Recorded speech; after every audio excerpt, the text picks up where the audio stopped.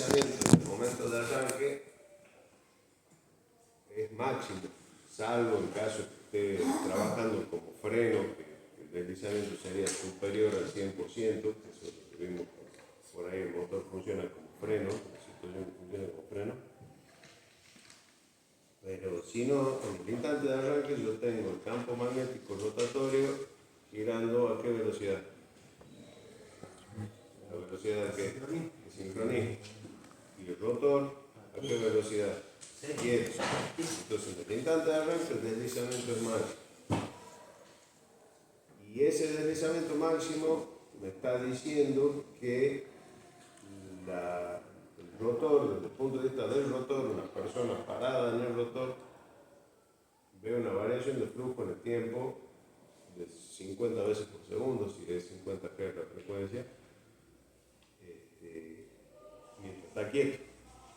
Esa variación de flujo en el tiempo, al ser más alta, digamos, no porque pico a pico sea más alto, sino por la frecuencia que tiene al ser el deslizamiento rápido, ¿qué tengo? Una inducción de FEM más importante, lo que ha aplicado el mismo circuito en cortocircuito, mayor FEM, mayor corriente. Esa corriente alta en el rotor se refleja en el estator también como una corriente alta, porque de algún lado tiene que salir la energía, por lo tanto le pide a la red una corriente alta en el instante de arranque. No es tan difícil, digamos, se basa en el mismo principio de arranque. El próximo que me conteste la inercia, la diferencia de la inercia, tomando el próximo turno, así, pero derecho. Bueno.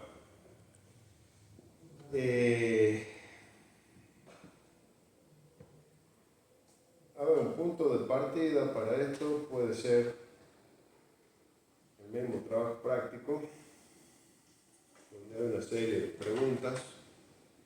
No sé qué habrá contestado cada uno.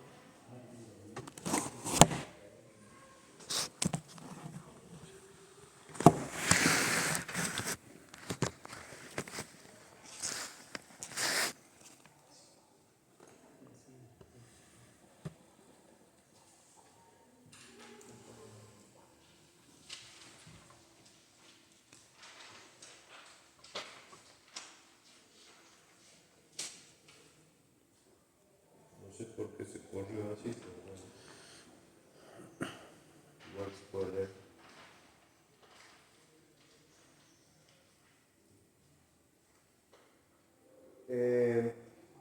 Nosotros teníamos tres partes, digamos, una que habíamos hecho algunas preguntas para la máquina de continua, otras para la síncrona, otras para la asíncrona.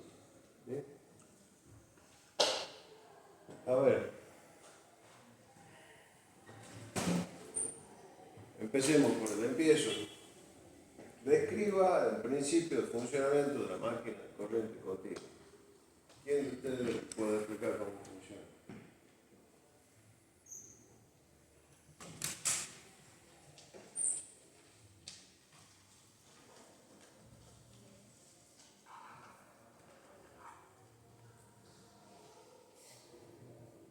Ustedes tienen que venir hoy ya hemos más o menos visto, ¿no?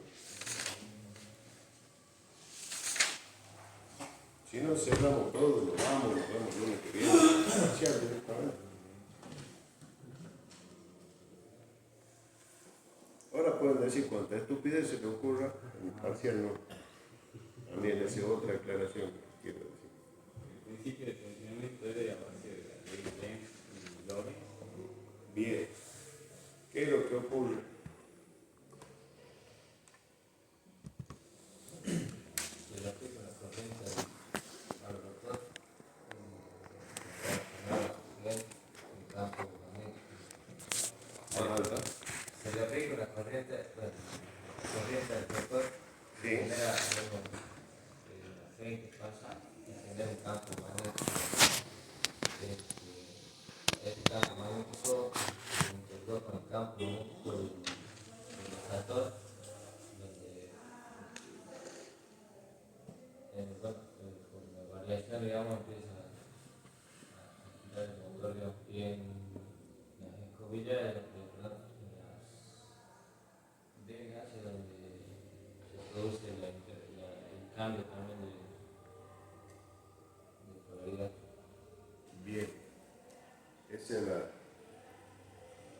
clave, digamos. Ahora lo repasamos para el resto de los compañeros, que a pesar de que tienen todo para ver cómodamente, no le dan ni pelota. Desde el día 1, allá marzo de este año, hasta hoy, tienen todo el material así, no lo vemos. Y todas las oportunidades de preguntar no las aprovechan. Tienen todas las herramientas para aprender y no quieren. La máquina continua, recuerden, que se basaba en la ley de Lenz y en la ley de Lorentz. ¿Sí? Esto consistía, o se lo podía ver de esta manera, digamos, donde al pasar un conductor eléctrico en movimiento por un campo magnético, ¿sí?, generaba una FEM o inducía una FEM con un determinado sentido, ¿sí? Y lo que sus compañeros les decía, en este caso, acá estamos viendo como un generador, digamos, en este caso, que está alimentando una carga. Recordemos que las máquinas eléctricas eran reversibles, ¿sí? A ver si tenemos en algún lado la vista como motor. Ahí está. Esto es lo que le decía a sus compañeros recién, mirándolo como motor. Yo lo alimento con tensión continua.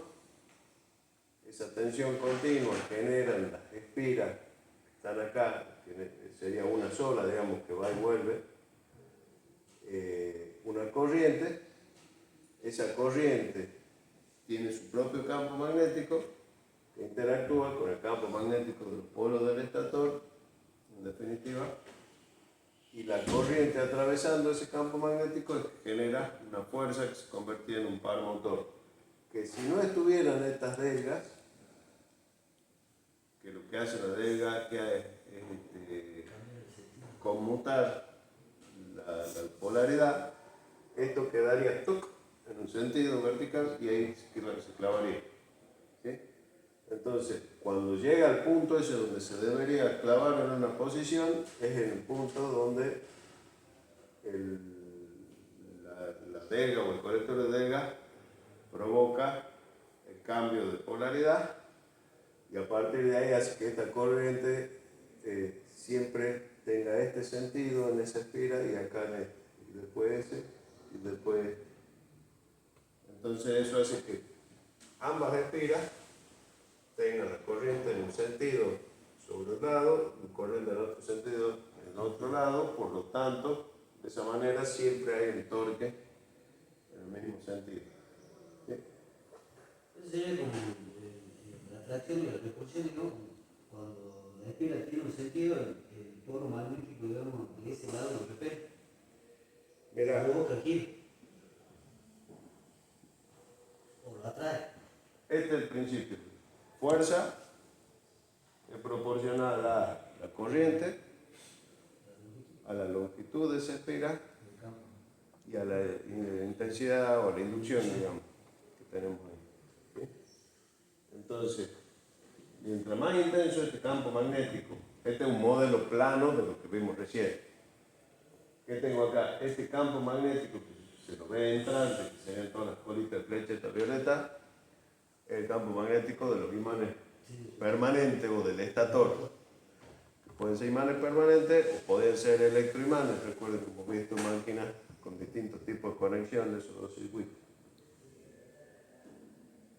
Esto que está acá es el circuito de la espira, en definitiva. ¿Sí? Entonces, si yo a esto lo muevo, el conductor este lo muevo acá, ¿qué ocurre? Este es un campo magnético que va a variar por el movimiento que yo provoco conductor. Esa variación de flujo en el tiempo me induce una FEM. Esa FEM hace aparecer una corriente. Y esa corriente dentro del campo magnético en el caso de que yo lo haga generar esto, es decir, la velocidad yo lo traigo para acá con un piolín, la fuerza se opone al arrastre, que es lo que genera una cupla o un trabajo resistente, en este caso rectilíneo, fuerza por distancia de trabajo. Entonces la energía que yo le pongo para atraerlo me la está magnéticamente oponiendo. ¿Sí?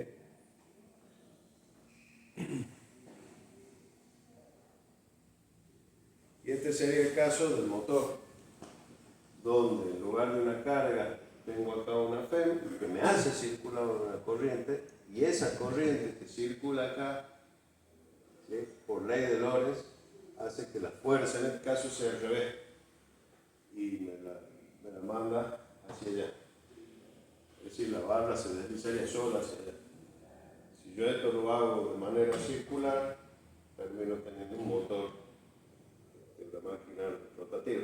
¿Sí? Pero fíjense que los principios son exactamente los mismos. Generador, motor, nada más que uno se lo ve desde un punto de vista, otro de otro. Acá que dice un campo magnético B, entrante, un conductor rectilíneo que se mueve a la velocidad B. ¿Por qué se mueve? Porque yo le di energía para que se mueva, energía mecánica en este caso. Esa velocidad hace que se genere una FEM en el conductor, ¿sí?, proporcional a la inducción, a la longitud, a la velocidad. Aparece una corriente. Esa corriente es parte de una potencia eléctrica,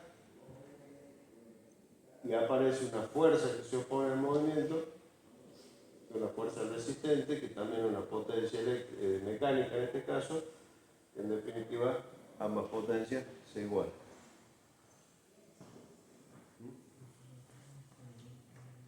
Y esto es exactamente los mismos principios, nada más que al revés, porque es un motor. Inyecto corriente o potencia eléctrica a través de la batería, y en nuestro caso le inyecté potencia mecánica al generar el movimiento. Bueno.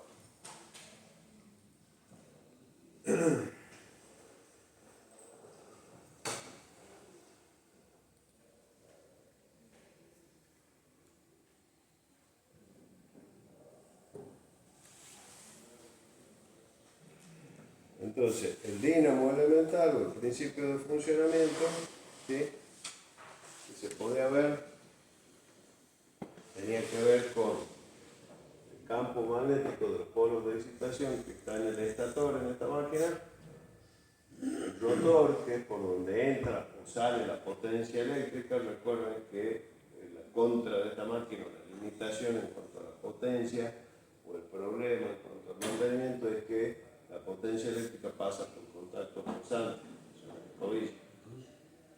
lo que es el flujo magnético que puede tener estos electroimanes, y que no son imanes permanentes, es una corriente mucho más baja que la del cortocircuito en general.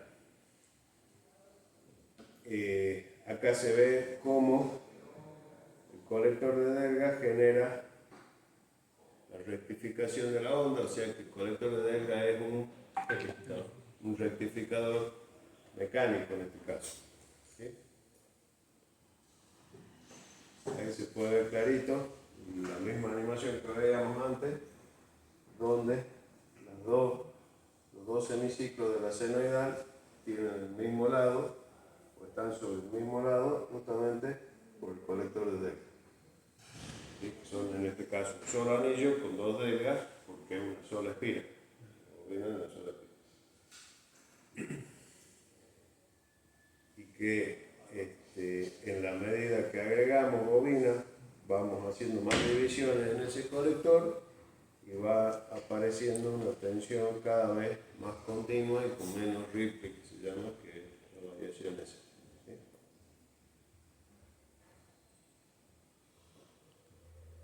Esta parte del bobinado no era importante. Y después veíamos un poco el tema de las curvas características, la reacción de inducido. Yo vuelvo a repetir, no me interesa que tengan, que me hagan ningún desarrollo matemático. Sí me interesa que tengan noción de que dependen los factores de otros. Sí me interesa que entiendan, sepan explicar las pérdidas. ¿Sí? De las máquinas. Bueno, ¿qué es el paso polar? Era la distancia entre dos polos. ¿Y a qué le llamamos esa distancia? Normalmente en qué la medimos? En un ángulo, ¿sí? Podrá ser grado, podrá ser radiano. Pero el paso polar es la distancia entre dos polos, ¿sí? Que cuando vemos el desarrollo de la FEM, no sé si en este gráfico está.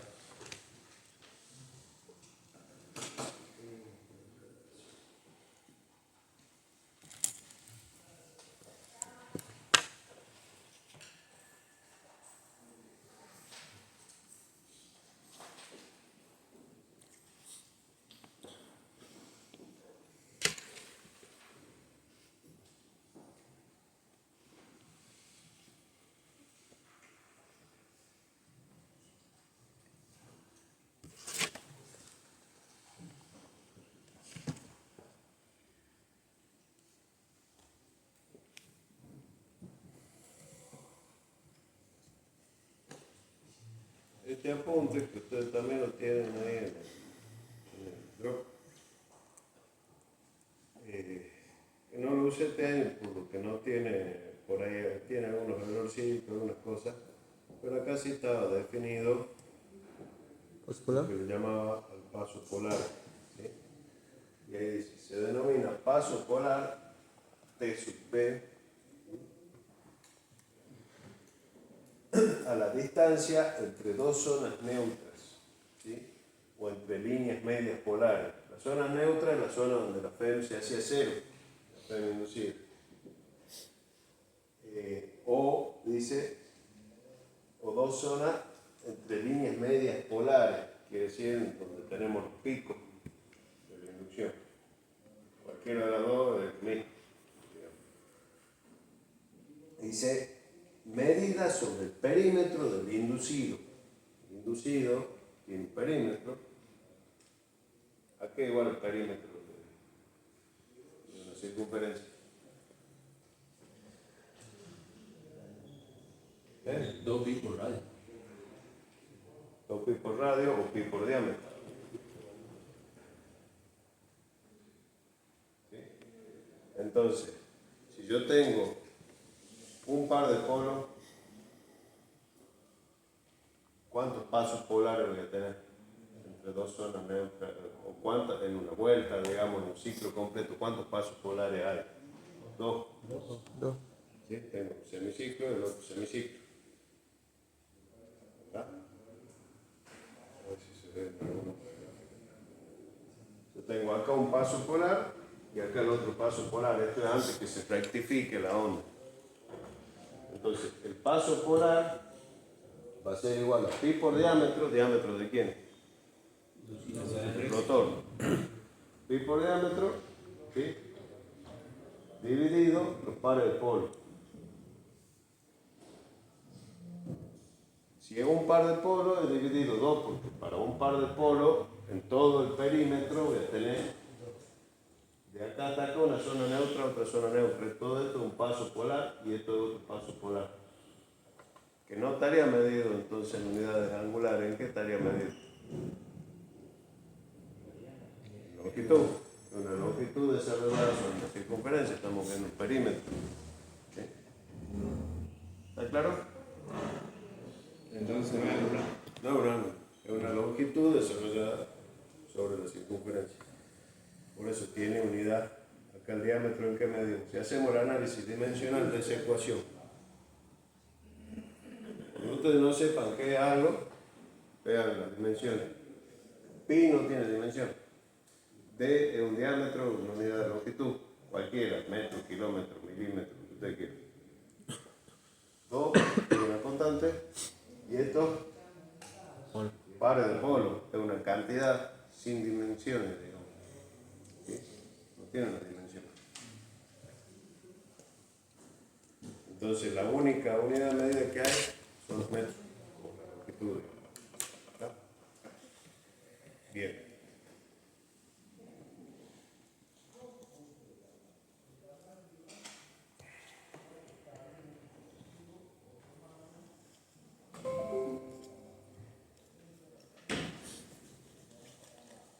¿Para qué sirve el colector de Delga que tiene una máquina eléctrica de corriente continua entonces?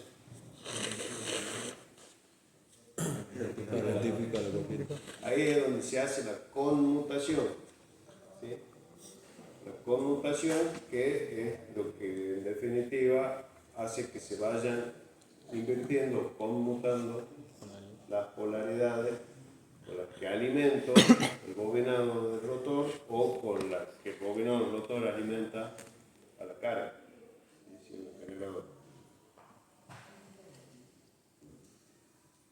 Ese colector de delgas dijimos que es lo que provoca que esto sea de esta forma.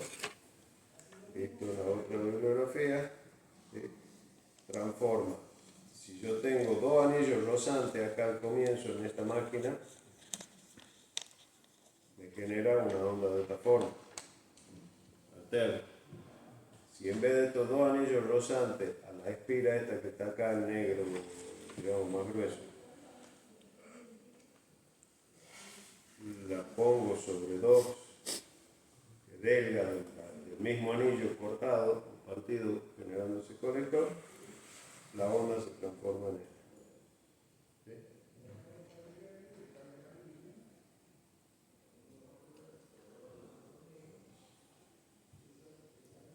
¿Por qué se deben colocar las escobillas en la zona neutra eléctrica? Ahí la tensión inducida va a ser. Como la tensión va de cero, evitamos el chisporroteo. Vos decís es, digamos, la consecuencia del por qué. ¿Para qué sería la pregunta que yo? Bueno, ¿por qué? Porque ahí la tensión es cero. ¿Y para qué? Para que no haya chisporroteo, que en la vida real vemos que siempre hay. ¿Por qué?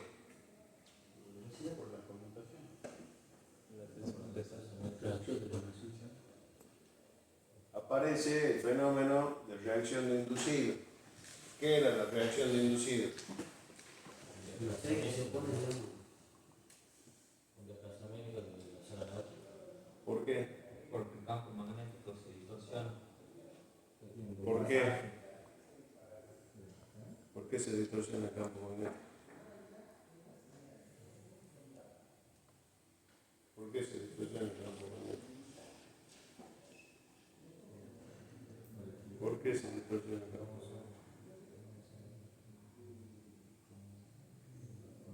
¿Por qué se distorsiona el campo magnético? Debido al flujo magnético creado por corriente.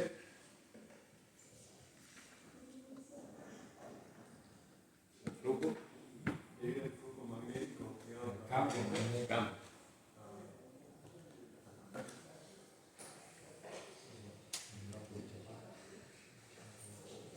Por el campo inducido. Por el campo inducido.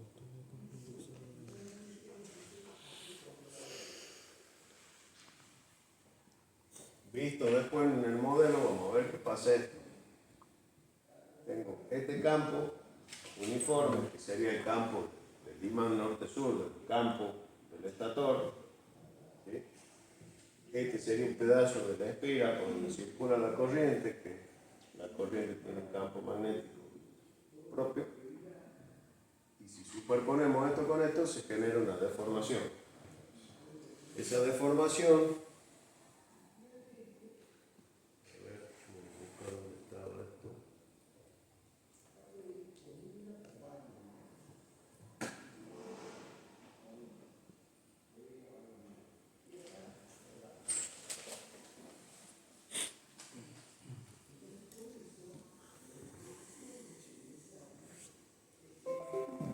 esa deformación que vemos acá en la máquina, ¿qué ocurría? Tengo el campo norte-sur de los imanes del estator. Cuando por estas bobinas empieza a circular corriente que va en un sentido, acá entrante, perdón, y acá saliente, ¿sí? Todas las entrantes tienen este sentido de campo magnético. Todas las salientes tienen este sentido. Entonces me genera esto que ustedes ven acá. Este campo se superpone a este otro campo. Lo podemos representar vectorialmente a ambos, ¿sí? Sumamos dos vectores y tenemos un campo magnético resultante que genera esa deformación. Y eso hace que la zona neutra, que antes estaba acá, ahora se encuentre acá, cuando tenemos esta situación superpuesta. Entonces, si las escobillas están ahí, las escobillas van a estar pisando. Dame un segundo, quiero terminar de mostrar algo. Si visualizamos un colector de delgas, tengo uno más simple de ver.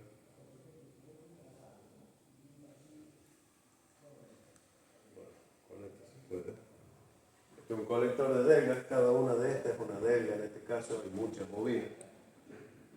Si yo tengo una escobilla que está pisando acá y hace un cortocircuito entre dos delgas momentáneamente cuando esto se está girando, hay un momento donde la escobilla pisa dos delgas. Si la FEM entre esas dos delgas es cero, no pasa nada. Eso teóricamente ocurre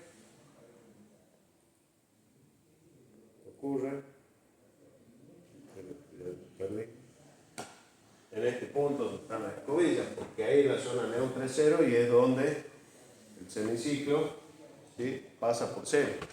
Ahora, cuando yo superpongo los dos campos magnéticos,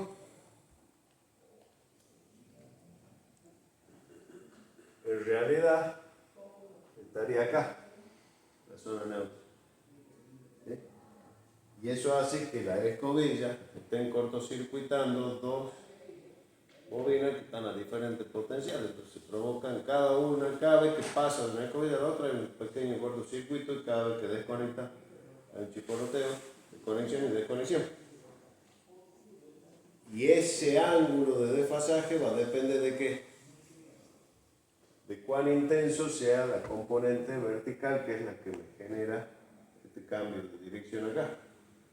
Y esa intensidad de esa componente vertical, que es esta, depende de la corriente que circula por la bobina, lo cual a su vez depende de la carga que esté alimentándose a un generador o de la potencia eléctrica que le esté pidiendo el motor, potencia mecánica que le esté pidiendo el motor, si fuese un motor.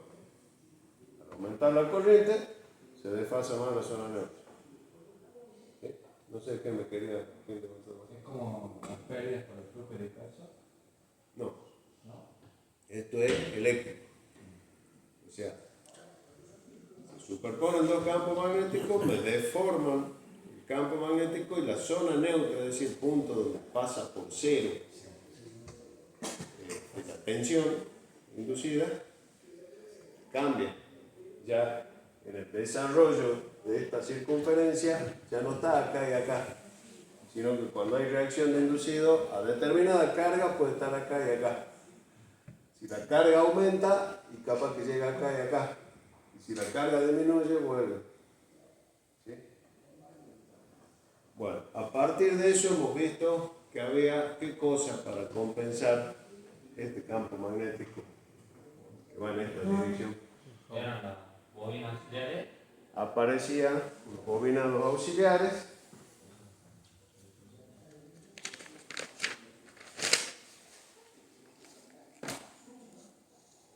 ¿Sí? Que teníamos. Estas son los polos principales en esta máquina. Esta está rotada a 90 grados de lo que veíamos recién. Las escobillas acá. Y en el mismo sentido de las escobillas tenemos el polo de conmutación que se llama. ¿Sí? Justamente porque lo que hace ese polo es permitir una conmutación más pacífica en cuanto al tema del chisporroteo, porque es el chisporroteo que daña la escobilla. ¿Y cómo funcionaba ese polo de conmutación? ¿Quién sabe? ¿De qué depende el cambio del ángulo, dijimos? De la corriente. ¿De la corriente de quién? Del rotor. El rotor, que es la corriente de carga, digamos, ¿no es cierto? Entonces, si yo pongo en serie con esa corriente una bobina que genere un campo magnético igual pero opuesto al que generan los conductores del rotor, esa bobina puesta en serie lo que hace es compensar. Entonces, en la medida que aparece este campo vertical acá, en este sentido, los otros polos que están acá y que están en serie con este circuito eléctrico bobinado de uno y de otro, están dispuestos de tal manera que el campo magnético que generen cuando pasa la corriente a través de ellos sea igual y opuesto a este. Entonces permanentemente estoy anulando este campo magnético con otro.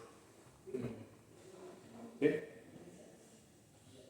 Luego, igualmente, si bien eso corrige en gran parte el tema del chisporroteo, esta parte de acá que hace que se sature este sector y esto quede más liberado, el hierro, y esta parte se satura y esta parte queda más liberada, viene otro polo que se llaman polos de compensación, que van metidos aquí adentro también en la máquina y que generan también un contraefecto para mantenerlo más derecho en este lugar y repartir de nuevo de manera uniforme el flujo magnético en todo el ancho del hierro.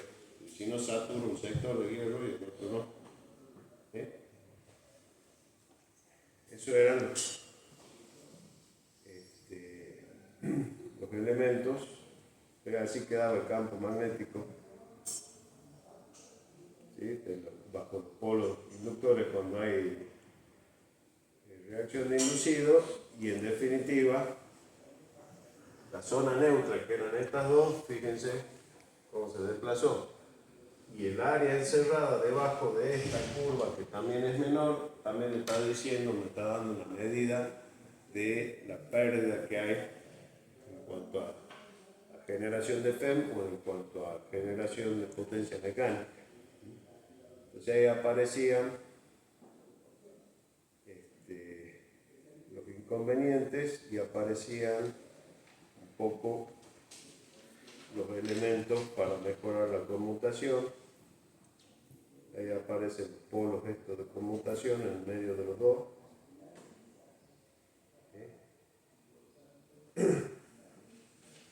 Los devanados de compensación y los polos auxiliares. En serie con la carga, los dos tenían un efecto proporcional a la carga y de esa manera se mantiene acotada la reacción de inducido. Bien. Entonces, de esto creo que no hay duda. ¿Alguno tiene una pregunta más de máquina continua? Si cambiamos de ángulo los colectores, no están así vertical, se trata de cambiar para que compense la deformación del campo. ¿No afectaba en nada? Y digamos, siempre didácticamente lo que se dice, bueno, a ver, tengo la reacción de inducido. ¿Qué ocurre?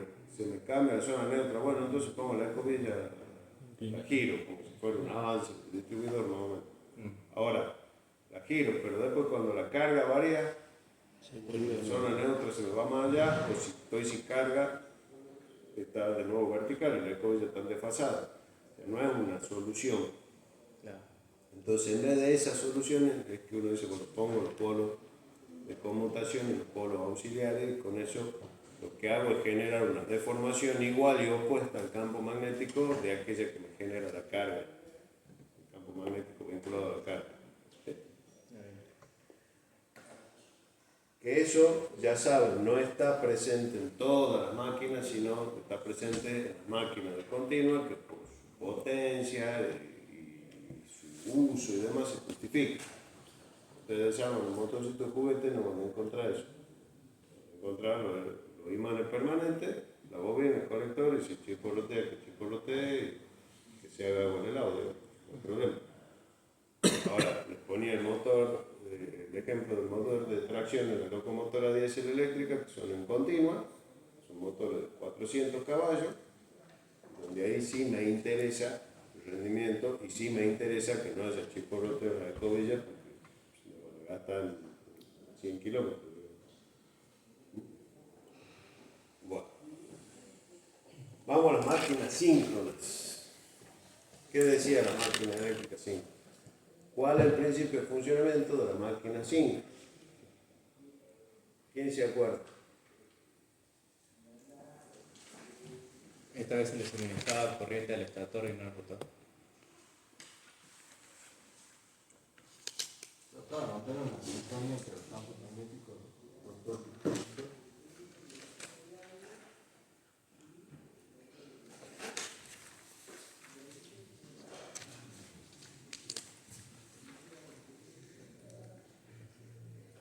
Bueno, estoy viendo mi segundo.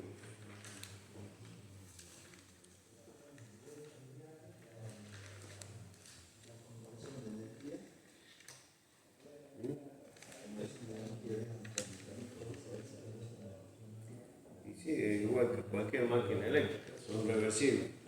Si yo le meto mecánica, sale eléctrica, le meto eléctrica, sale mecánica. Rendimiento por medio.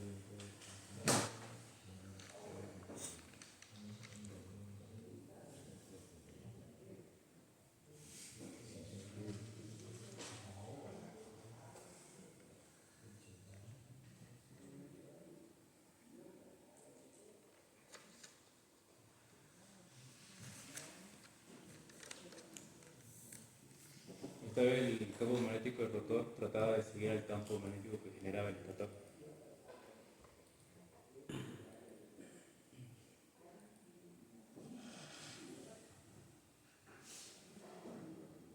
Un alternador elemental. Esta es la misma máquina de corriente continua. Con un rotor con escobilla, nada más que en vez de tener el colector de desgas, tengo dos anillos losantes. Si no tengo el colector de desgas y acá tengo un campo magnético uniforme y hago girar esta máquina, ¿qué sale por acá? Alterno. El colector de desgas, ¿qué hacía? Esta onda la rectificaba, ahora no me interesa, ahora quiero generar alterno. ¿Sí? Perfecto, tengo alterno. ¿No es cierto? Mismo principio de funcionamiento, que pasa un conductor eléctrico por un flujo variable, o sea, el flujo acá es constante, pero al moverse el elemento varía la cantidad de flujo magnético que ve, de 0 a un máximo vuelve a 0, esa variación de flujo en el tiempo me induce una frena. En un sentido en esta parte y en otro sentido en esta parte, por eso tenemos alterno. ¿Sí? Bien, hasta ahí, cero problema. Es lo que ustedes ven ahí en la animación. ¿Sí? Ahí se ve el alterno, se genera. Ahora, ¿qué ocurre? Yo acá que tengo campo magnético, si esto es un electroimán, necesito ponerle alguna tensión continua ahí, ¿no es cierto? Y una corriente que no va a ser grande porque va a ser para generar un campo magnético, no va a ser la corriente de carga del elemento. Entonces, ¿yo qué puedo decir? Si me pongo un poco pícaro. La carga eléctrica, supongamos que este es el alternador de no sé, un grupo electrógeno de 100 kVA, que tiene 200 amperes, ¿sí? Sacar 200 amperes por una escobilla no me sirve. Entonces, yo digo, bueno, esta parte la voy a poner estática y lo que voy a hacer girar va a ser imán. Entonces, el inducido va a estar estático polo va a pasar a ser el inductor. Entonces agarro y meto un imán permanente adentro que gire, o un electroimán con dos anillos rosantes y corriente continua, que genere un campo magnético que yo pueda modular en su intensidad. ¿Sí? Y la corriente importante sale por conexión fija en el estator.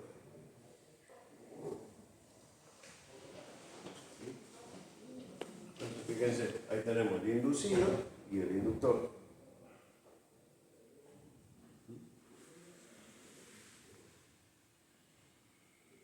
Y esto es lo que podría resultar. Tengo una bobina, dos bobinas, tres bobinas en el estator, que es el inducido. ¿Quién gira? El imán. En este caso es un imán, un electroimán que tiene una corriente que sale por acá y entra por acá en la bobina. ¿Sí? A esto, ¿cómo lo alimento? Con un anillo rozante, perfecto, corriente continua, no hay problema. Corriente relativamente baja frente a la que se pueda manejar acá, por lo tanto la conexión grande o la corriente fuerte va por conexiones fijas y no por conexiones deslizantes. En la medida que va pasando el polo norte frente a cada esfera, va generando los picos de cada esfera. Tanto el polo norte como el polo sur. Y como están constructivamente desfasadas una de las otras 120 grados, las tres ondas senoidales van a estar desfasadas 120 grados. Estas ondas acá están dibujadas senoidales preciosas, pero para que sean senoidales preciosas se tiene que trabajar con la geometría del polo acá o la cantidad de conductores que puedan haber distribuidos si es un polo de esos, cilíndrico en lugar con polo saliente, para que se genere una onda senoidal. Si no, va a ser una onda medio cuadrada, como lo que veíamos en corriente continua, que ahí sí me interesa que sea cuadrada, pero acá me interesa que sea senoidal. Dependiendo cómo conecte esta bobina, vamos a tener estrellas o triángulos con su conexión, la bobina del estator. Y en definitiva, ¿sí? Ahí queda el principio de funcionamiento. La excitatriz alimenta de corriente continua al rotor, es decir, le damos energía eléctrica de corriente continua al rotor. Eso genera un campo magnético constante en principio. Si variamos la corriente de esa excitatriz, este campo magnético también puede ser más o menos intenso, y con eso después regulamos también cómo genera la máquina. El rotor gira a N RPM impulsado por una máquina motriz. Ahí aparece la potencia mecánica que le tengo que impulsar e inyectar a la máquina. Este es un generador. Ese campo magnético B gira a la misma velocidad que el rotor, porque lógicamente el campo magnético lo genera el rotor, y si el rotor gira, ese campo magnético también gira. El campo magnético B induce tensiones en el estator con una frecuencia igual a P por N sobre 60. Pares de polo por número de revoluciones sobre 60. Eso es lo que me induce una PEM. ¿En dónde? Acá en el estator. Si al estator lo conecto a una carga, circula corriente por el estator. Esa corriente origina un campo giratorio en el estator, que es la reacción de inducido. Ese campo magnético resultante es la suma de los dos campos del inductor y del inducido, y la tensión a borde del alternador es distinta de la tensión inducida debido a la caída de tensión por la resistencia rebanada de la reactancia síncrona. Es decir, como acá hay caída de tensión, una cosa es la tensión que se induce y otra cosa es la tensión que encontramos al borde.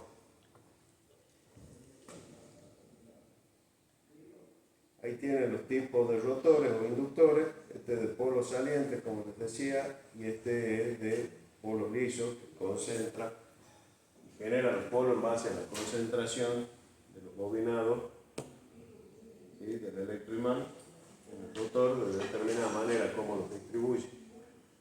Aquel tiene que ver más con la geometría de esa zapata polar o de esa expansión polar. Dijimos que este es más apto para máquinas de altas RPM y este es más apto para máquinas de bajas RPM. En una turbina hidráulica van a encontrar esto, en una turbina de gas van a encontrar aquello. Y en el auto, ¿qué van a encontrar? No sé.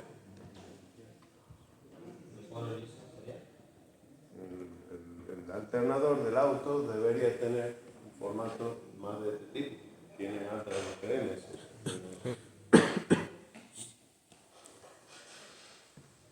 Bueno. Profe, y en el funcionamiento como motor, ¿qué cambiaría? Bueno, ahí vamos. Esto es el alternador. Ahora vamos a ver el motor. Sí.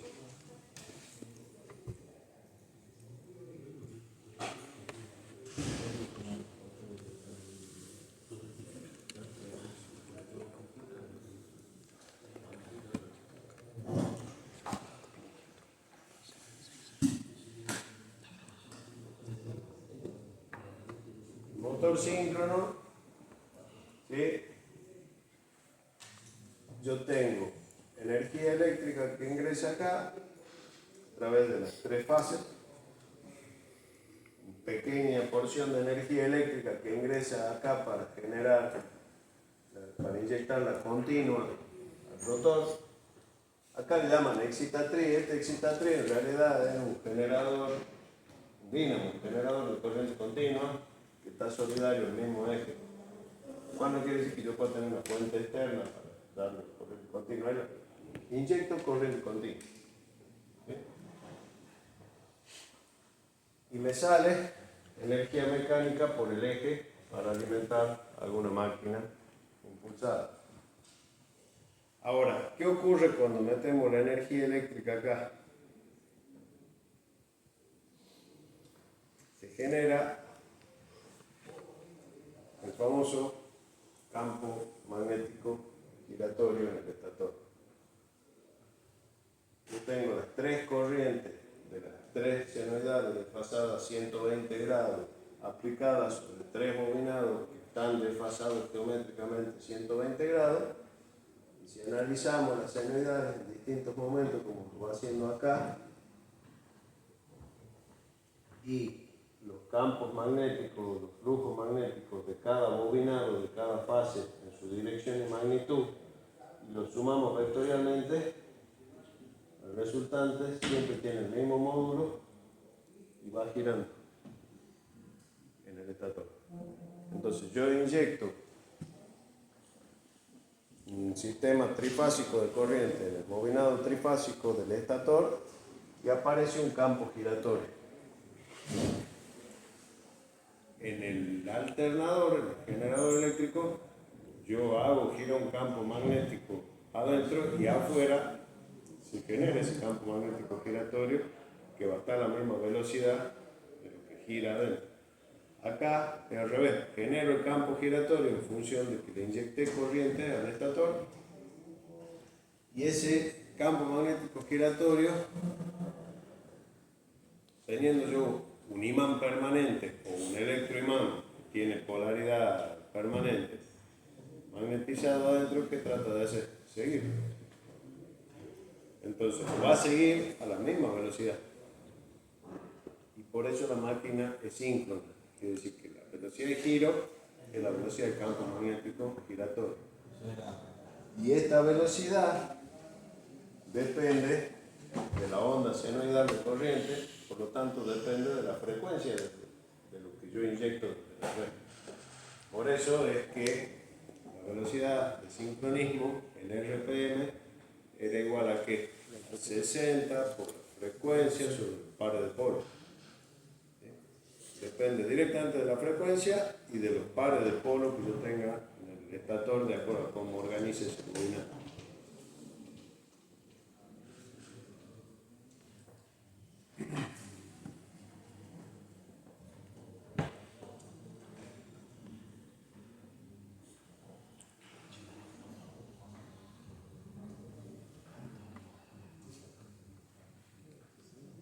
Es el campo giratorio que va siendo seguido por el otro. ¿Sí?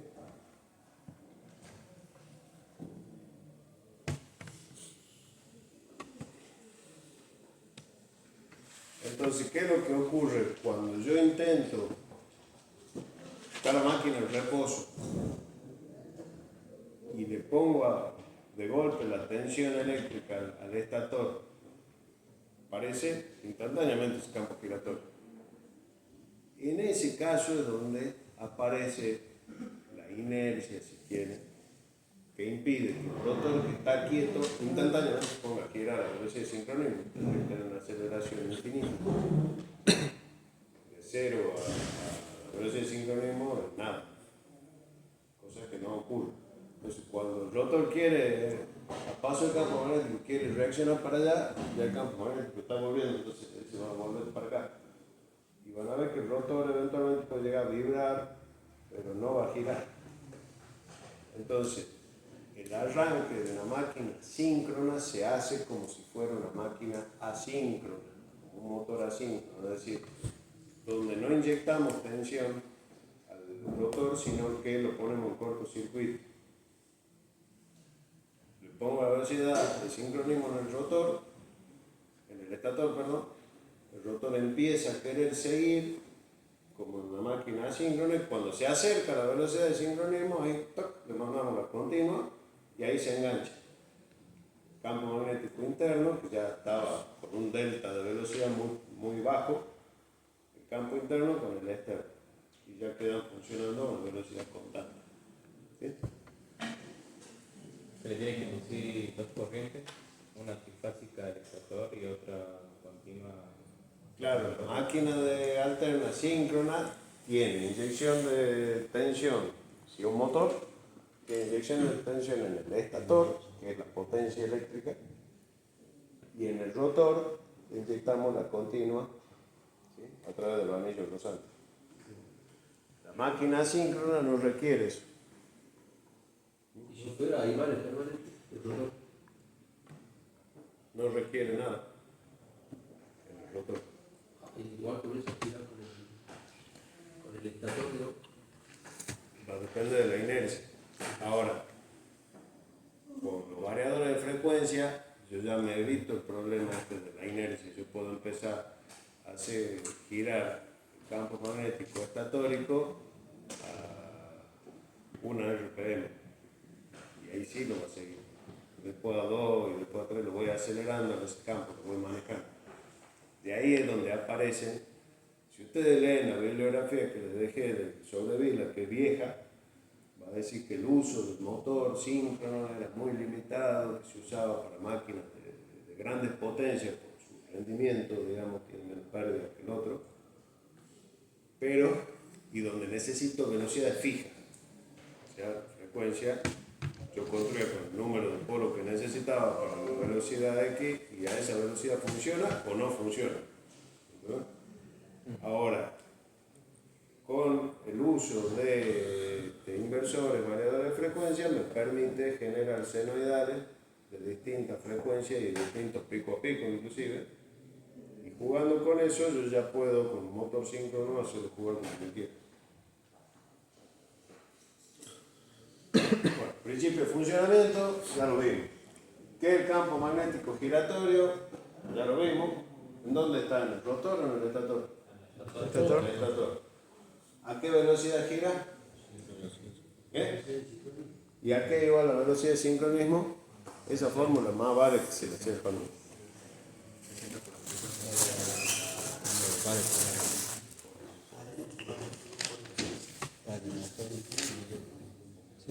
El número de pi.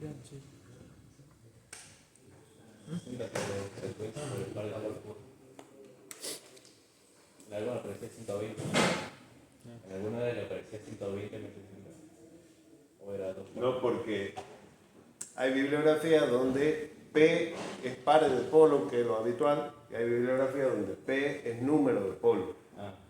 Entonces, si P es número de polo,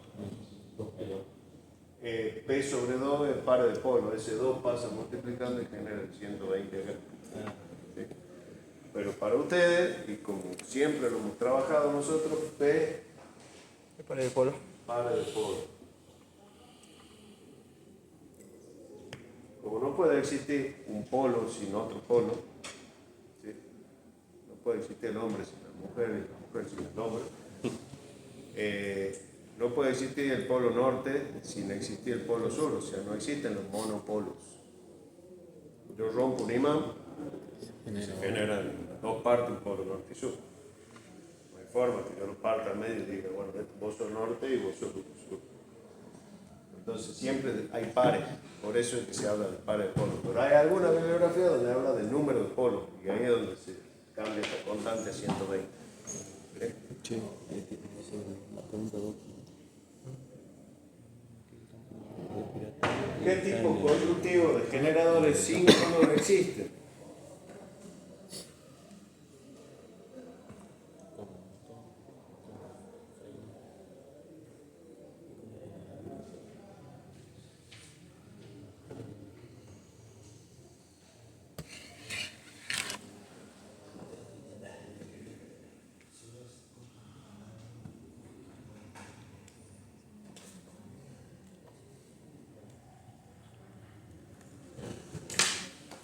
¿Qué tipo existe? Bueno, rotor de polo liso o polo saliente. ¿Sería? Básicamente lo del rotor liso, lo del rotor de polo saliente, como estaba hablando recién. ¿Sí? Rotor liso, constructivamente, si ustedes se van a la central térmica, donde la potencia mecánica se produce a través de la combustión de gas o de gasoil en una turbina de gas, que turbina eléctrica igual que la de los aviones, pero con algunos agregados para mejorar su eficiencia. Total, ahí el peso no es un problema. Las RPM son altas y están acopladas a un generador que va a ser largo y de dimensiones, digamos, de diámetro relativamente chico, relativamente grande. El largo es mucho más que el diámetro, ¿sí? Porque el giro es a alta RPM. Lo mismo si la turbina impulsora es una turbina de vapor, como en las centrales nucleares, donde la energía nuclear se usa para generar calor, ese calor genera vapor y ese vapor hace funcionar una turbina de vapor que es la que impulsa el alternador. Eso es un rotor liso. Ahora, cuando ustedes van a una central hidroeléctrica como la de Cabra Corral, por ejemplo, ahí el principio es, la energía la tengo en agua almacenada a distinta altura de donde tengo la turbina. Abro una válvula, entra el agua por un caño, pasa por una turbina, que es la que le da a través de un eje potencia mecánica un alternador. Esos alternadores son de polo saliente porque en general giran a muchas menos revoluciones, son cortitos y de diámetro grande. Y el inductor, digamos, sería el rotor, tiene los polos salientes, ¿sí? Formato de polo saliente y no la distribución de conductores a lo largo como tiene el tambor. ¿Sí? ¿Por qué motivo se la prefiere como máquina motriz para los vehículos eléctricos frente a los motores asíncronos hoy en día? Que eso está en discusión porque cuentan los dos. Pero, ¿cuál es el motivo por el cual yo les dije que antiguamente se la prefería cuando necesito procesos de velocidad fija? ¿Por qué es mejor esta que la asíncrona?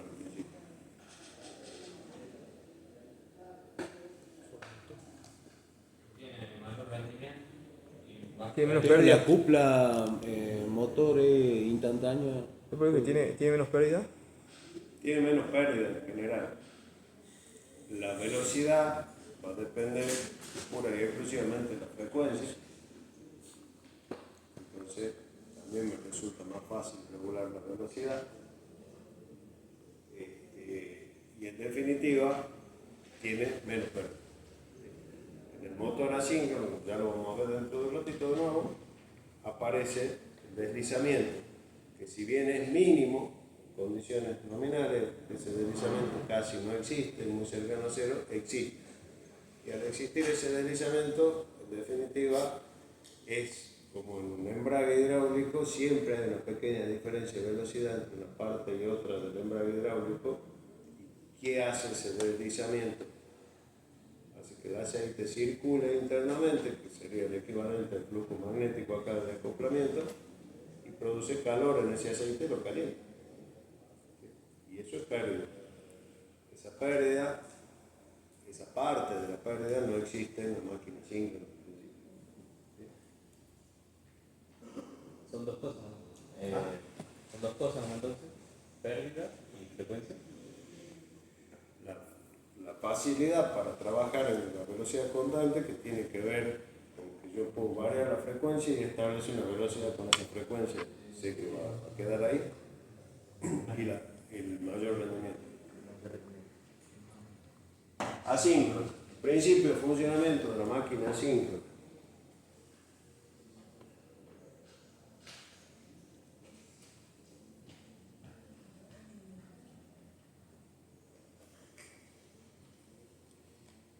¿Cómo era?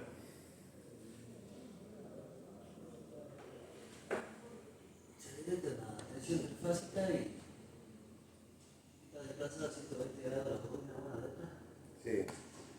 que provoca un movimiento Un campo. de campo magnético. Hasta ahí es igual que la síncrona. Sí. ¿Cuál es la diferencia entre la síncrona y la asíncrona? Que el campo magnético. En ese modelo se ve más clarito imposible. Yo acá tengo un imán permanente montado sobre un eje. Y acá tengo otro imán permanente que lo hago girar a mano. Este sería el campo giratorio del estator, que yo lo puedo mover con la mano. Y el imán este que va a seguir polo norte con el sur siempre. Lo trata de seguir. Yo hago girar, el otro gira a la misma velocidad. Ahora, yo cambio este imán permanente por una masa circular metálica, que es una espira en cortocircuito en definitiva. Cuando yo haga girar este, recién se va a inducir acá una FEM que va a circular, va a generar su propio campo magnético y va a tratar de seguir al otro. Pero nunca lo va a alcanzar, porque si lo alcanza, ya no se induce FEM, ya no hay campo magnético que quiera seguir al otro campo. Entonces, en este caso, la velocidad esta, NS, que sería la de sincronismo, es igual a la velocidad de giro del imán, y en este caso, la velocidad NS, que sería esta, es mayor siempre que la velocidad de giro de la masa esa metálica.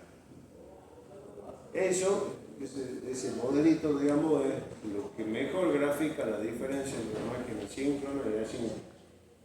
¿Está clarito? Entonces, si imaginan eso funcionando, se van a dar cuenta de la diferencia. Entonces, la máquina asíncrona solamente tiene conexiones al estator, ¿sí? El rotor no tiene conexiones. Si las tiene es para conectarlo a través de resistencias variables, dijimos que sería el caso del rotor bobinado, por eso el número rozante.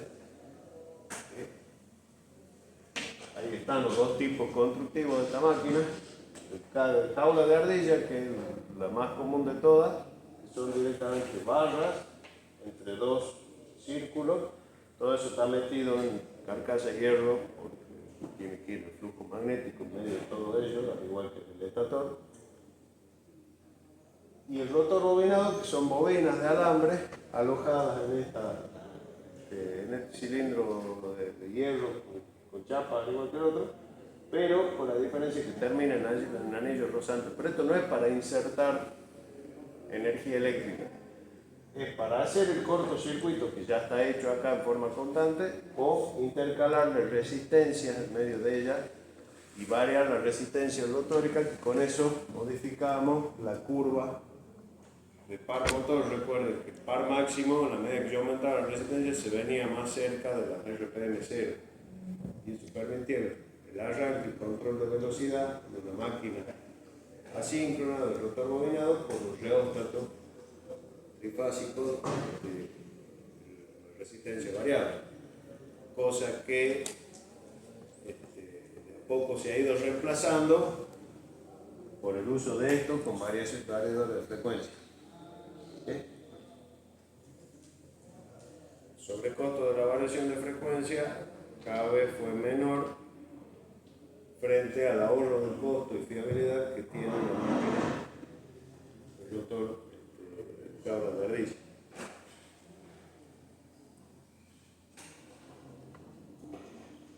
Ahí está el detalle del rotor bobinado de los tres anillos y el rotor en cabra de ardilla que no tiene ningún acceso, digamos, ¿sí? Hay rotores de doble cabra, de cabra de ranura profunda, de curva.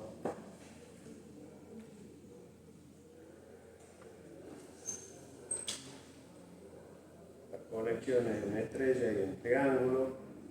Recuerden los tipos de conexiones que tenían que ver con las tensiones nominales del motor, que tenía dos valores de tensión según la conexión, dos valores de corriente según la conexión. Recuerden cómo se leían las chapas.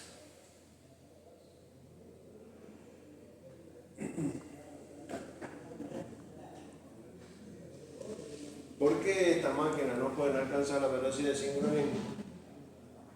Desaparece el campo. Esta de acá. ¿Cómo?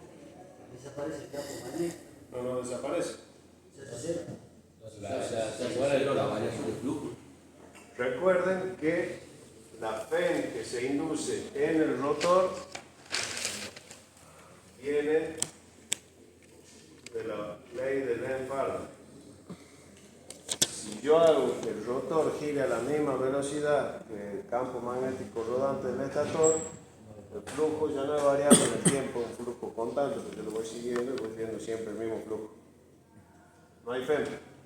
No hay FEN, no hay corriente, no hay campo magnético en el rotor.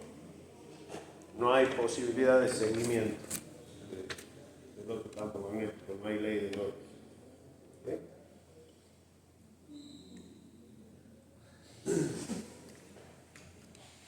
A ver, ¿por qué es tan alta la corriente de arranque?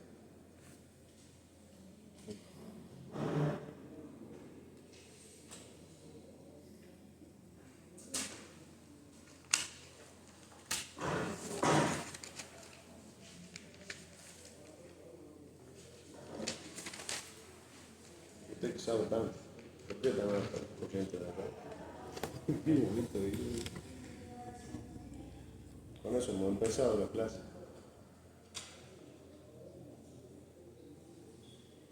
Porque en el momento de arranque el rotor estaría quieto y le pide a la red la máxima corriente porque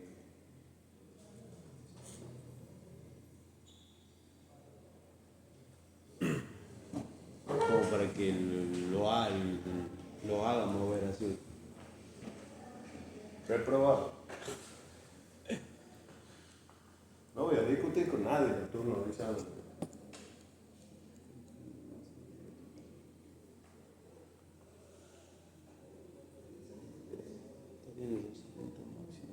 Hablar fuerte.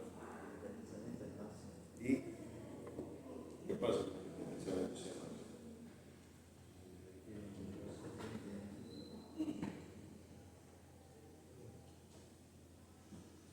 Hay una fe muy alta inducción en el estator, por ende se genera una corriente mucho más alta.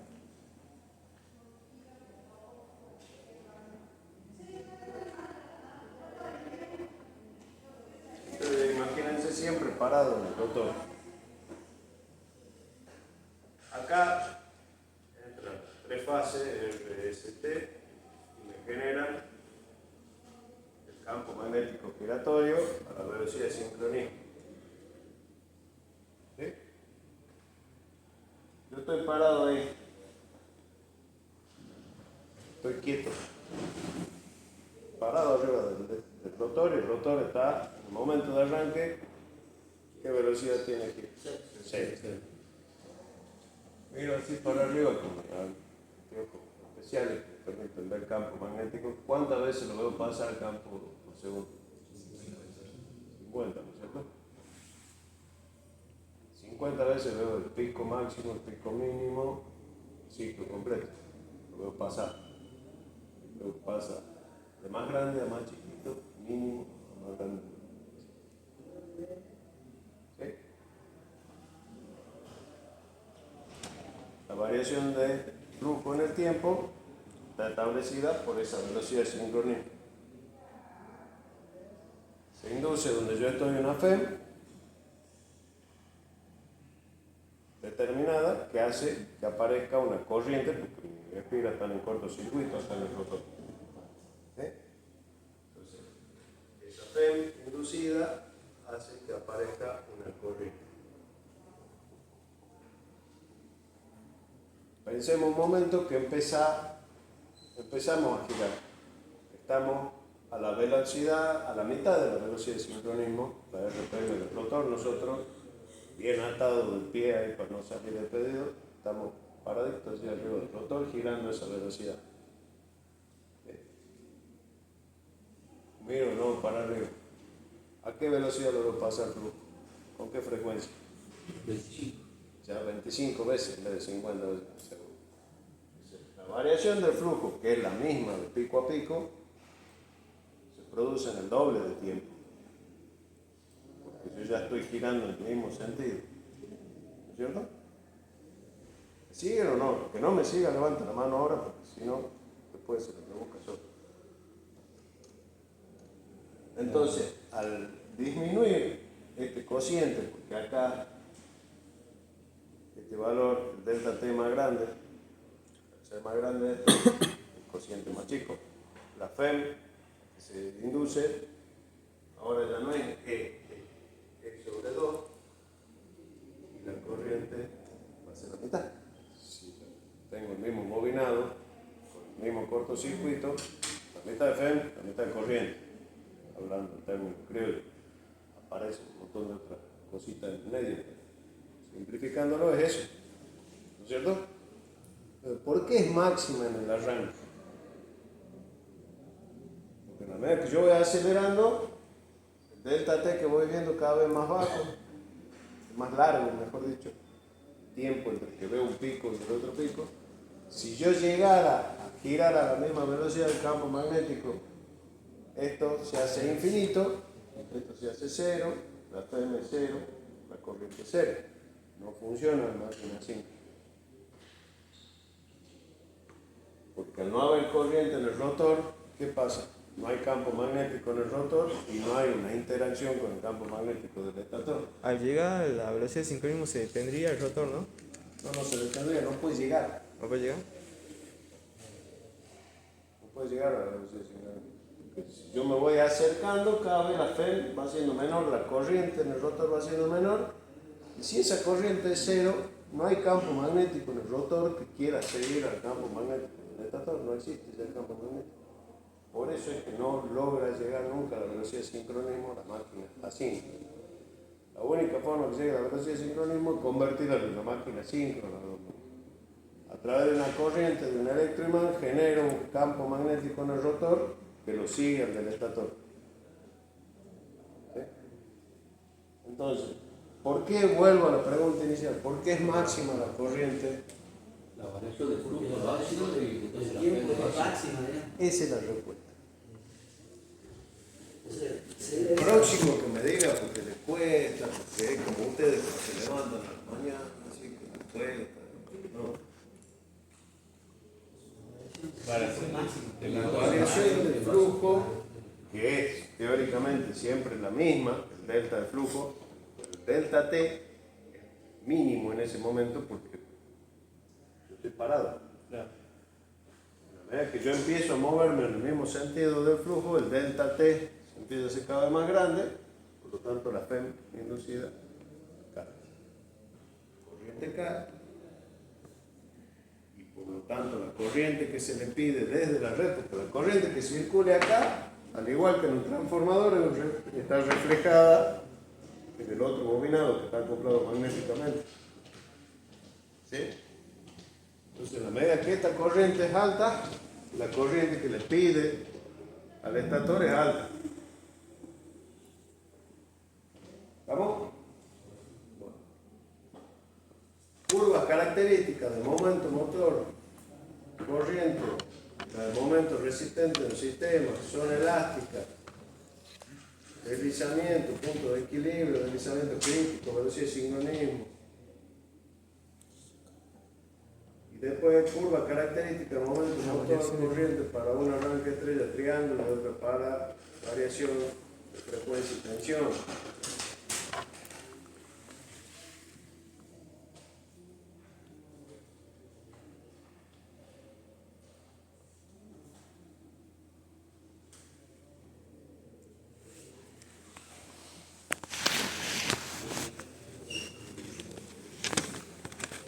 Acá tenemos momento y corriente, el mismo eje. Acá tenemos RPM del rotor. El término también de deslizamiento lo podríamos poner acá a la velocidad de sincronismo, S igual a 0, y a RPM 0, S igual a 1, 100%. Deslizamiento. ¿Sí? Momento motor tiene esta y esta. Esta es la curva de momento motor. Y siempre va a morir a la velocidad de sincronismo. ¿Sí? Acá le voy a copiar los ejes.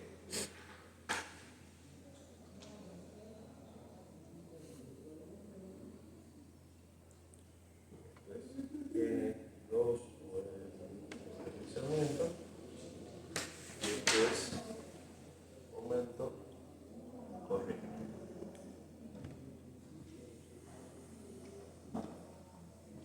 Esta es la curva de corriente. Esa corriente se hace 0 a la velocidad de sincronismo. ¿Por qué? Porque si esto girara a la velocidad de sincronismo, la FM es 0, la corriente es 0, lo que estábamos hablando recién. Y es máxima en el momento de arranque, porque cuando este delta T es más chiquito, la FM es máxima, la corriente es máxima. Lo que explicamos recién, ahí lo ven en curva. ¿Sí?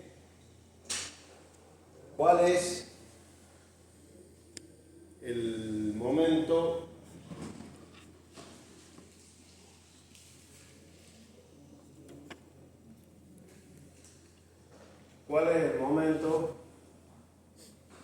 crítico que le llamo?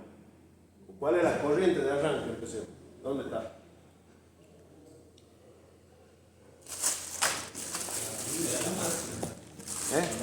Máximo. Acá. Sí. Corriente de arranque. ¿Cuál es el momento de arranque? Momento de arranque. ¿Sí? Esta es la curva de momento motor y esta es la curva de corriente que absorbe de la red. ¿Sí? Sería en el estator. ¿Cuál es el momento crítico?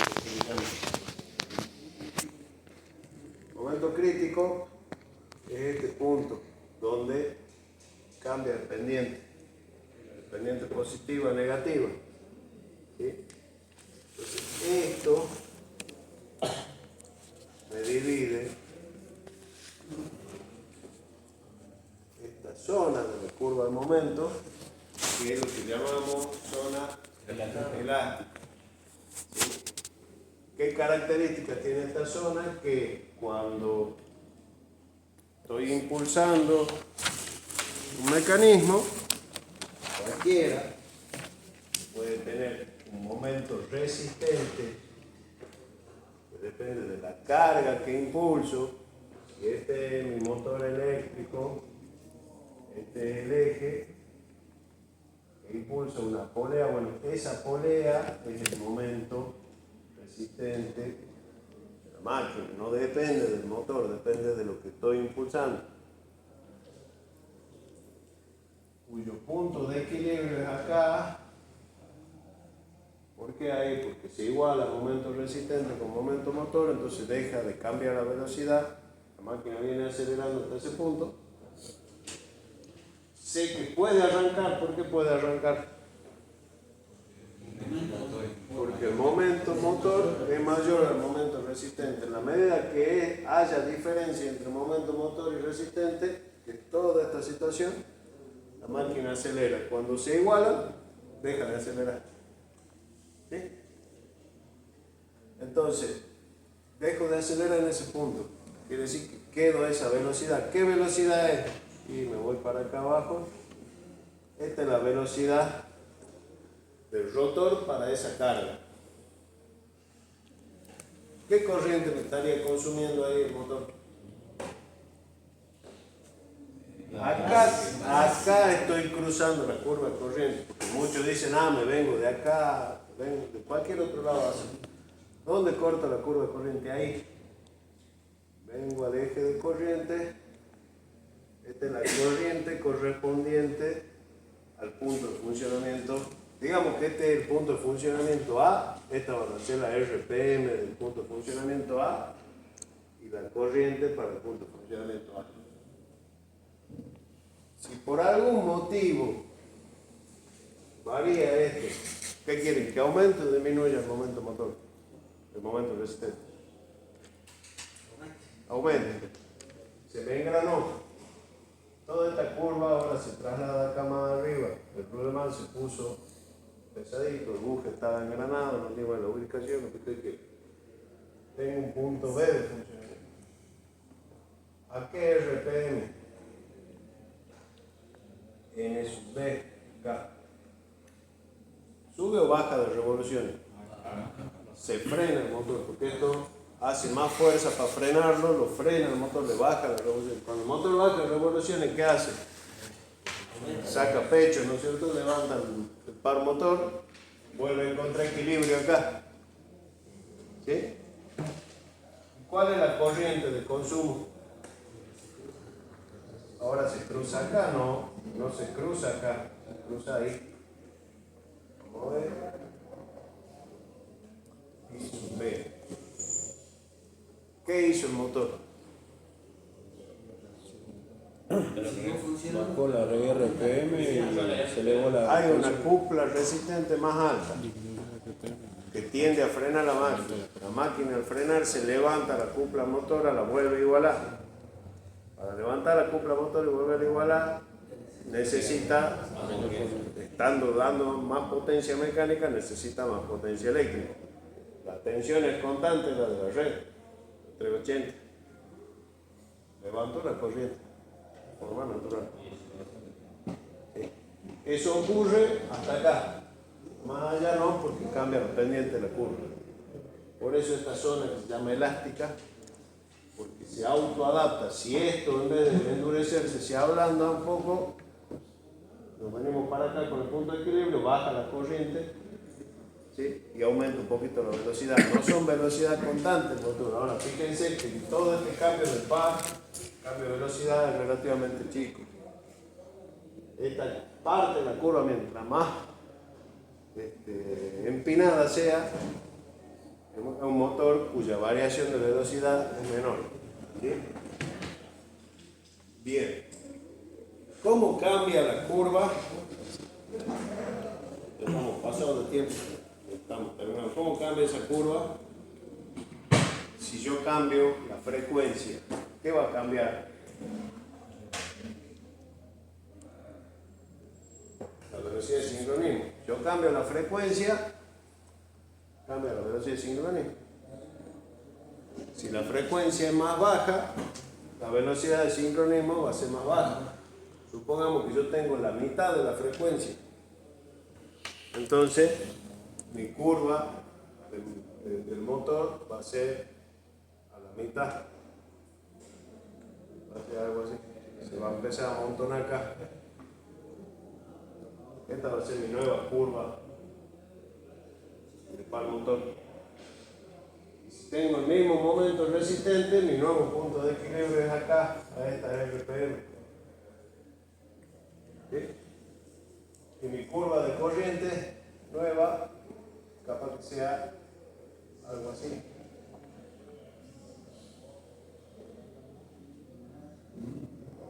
O tal vez menos. Entonces, cuando cambio la frecuencia, ¿qué hago? Estoy amontonando todo este desarrollo de la curva cada vez más cerca del origen. Por eso, cuando yo empiezo con frecuencia medio hertz, ¿sí?, la corriente de arranque la puedo controlar perfectamente. Y la velocidad, obviamente, la controlo con la frecuencia. Ahora, ¿cuál es el otro cambio con el que ustedes a veces se hacen problemas?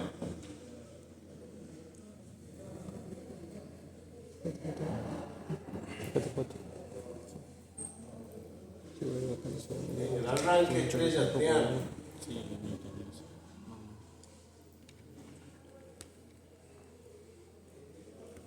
Para abreviar, vamos a poner esto en abreviar.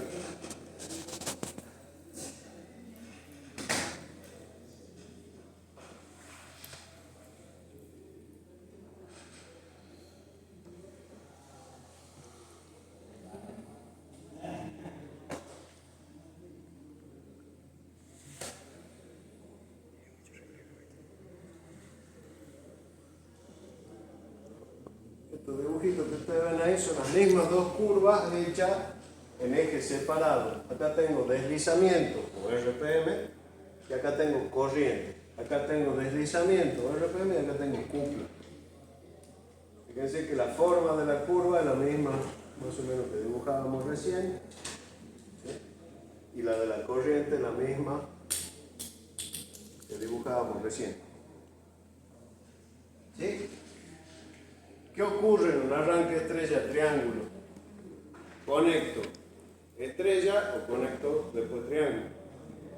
¿Qué es lo que cambia? La tensión de alimentación de la máquina. Si yo embobinado, en vez de alimentarlo con 380, lo alimento con 220, ¿a qué es igual?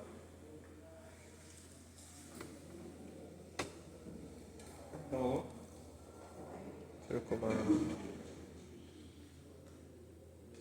1 sobre raíz de 2.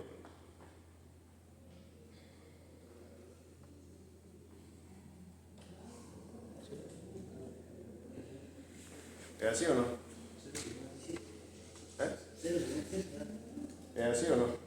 1 sobre raíz de 2 es lo mismo que 220 sobre 380, ¿no? ¿Sí o no?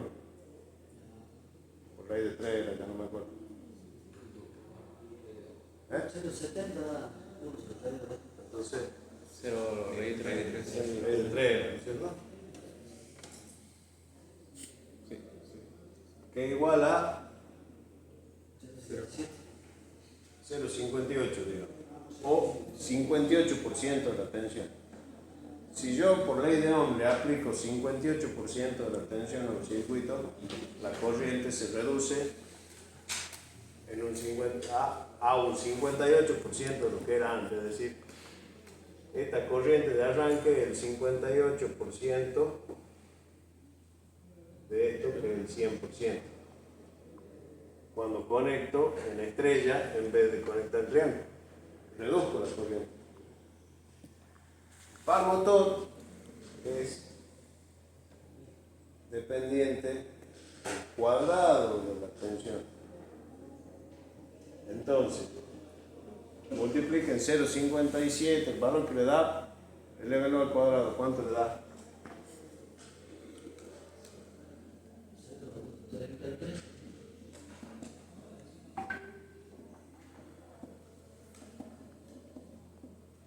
Es decir, que el par motor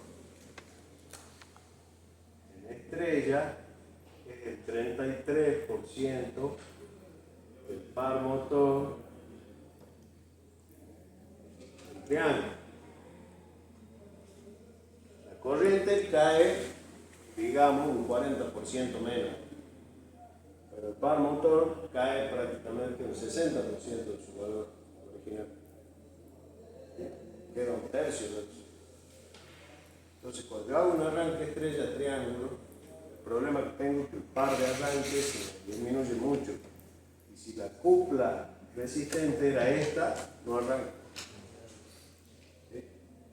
Entonces, fíjense, acá está desarrollada la misma curva que acá. Esta en triángulo y esta en estrella. Y acá están desarrolladas la curva de corriente en triángulo, la curva de corriente en estrella. Entonces, cuando yo hago un arranque estrella triángulo, arranco con esta corriente, voy acelerando, va bajando la corriente, en este punto conmuto a triángulo, me paso a la otra curva y termino el arranque acá. Y el momento motor, si me deja arrancar, supongamos que el elemento impulsador es como este, yo arranco en estrella, acelero, cambio de curva, termino de acelerar. ¿Sí? ¿Está claro cómo cambia una y otra? Bien. Y la última, para que termine de quedar claro, es cómo cambia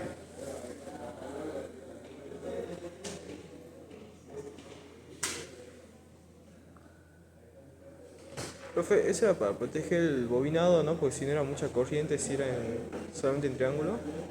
No, el motor capaz que se aguanta la curva del arranque directo, depende de si el arranque dura mucho o dura poco, digamos, cómo puede acelerar.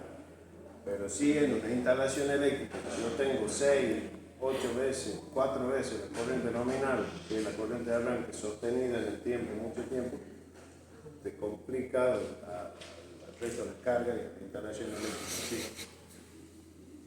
Si usamos variación de resistencia rotórica, ¿sí?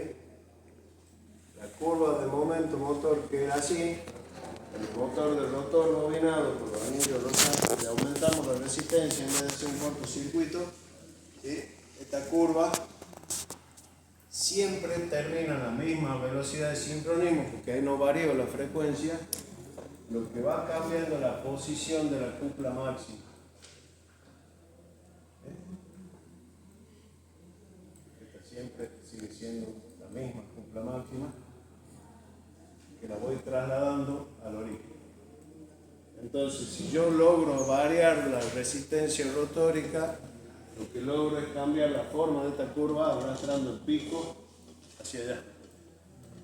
Entonces me permite un arranque con cupla máxima, con baja corriente, simplemente con un rebotato trifásico, pero necesito un motor de rotor bobinado. La variación de frecuencia me cambia este punto y me va motorando la curva acá.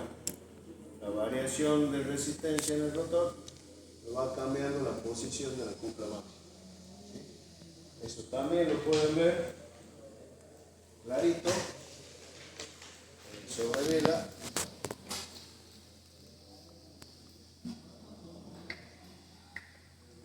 Acá.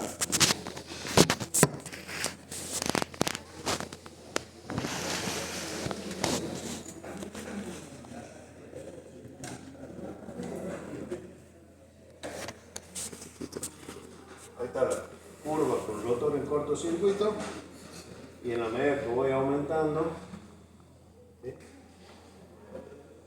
Las distintas resistencias van aumentándose, el valor me va desplazando el pico para acá y la curva de corriente va cambiando de esta forma. ¿Sí? ¿Estamos? Estudien. Nos vemos.